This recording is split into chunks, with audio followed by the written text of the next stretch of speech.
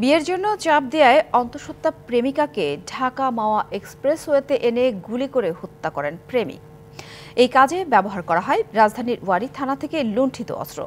দুপুরে সংবাদ সম্মেলনে এই তথ্য জানিয়েছেন মুন্সিগঞ্জ পুলিশ সুপার মোহাম্মদ শামসুল আলম সরকার। তিনি বলেন, মনপুরা দ্বীপে পালাচ্ছিলেন অভিযুক্ত তৌহিদ শেখ তন্ময়।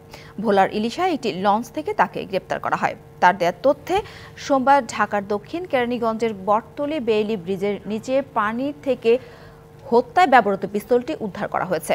জিজ্ঞাসাবাদে তৌহিদ জানিয়েছেন, অস্ত্রটি গেল 5 আগস্ট ঢাকার ওয়ারী থানা থেকে লুট করা হয়েছিল। 2.5 মাসের অন্তঃসত্ত্বা হওয়ায় প্রেমিকা শাহিদা ইসলাম তাকে বিয়ের জন্য চাপ দিচ্ছিলেন।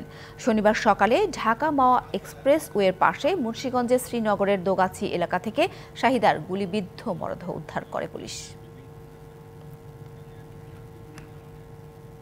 2.5 মাস যাবৎ যে অন্তঃসত্ত্বা ছিল তাকে বিয়ের জন্য চাপ দিচ্ছিল, সে বিয়ে করবে না অথবা পরে করবে, এই ধরনের ঘটনা বলতেছিল। তাই ছেলেটা এটা মেনে নিতে পারছিল না, পরবর্তীতে উত্তেজিত হয়ে এই মেয়েটাকে গুলি করে হত্যা করে। সে হত্যাকাণ্ডে যে অস্ত্র ব্যবহার করেছিল ওই অস্ত্রটি আমরা কেরানীগঞ্জ থানাধীন এলাকা থেকে অস্ত্রটা উদ্ধার করি।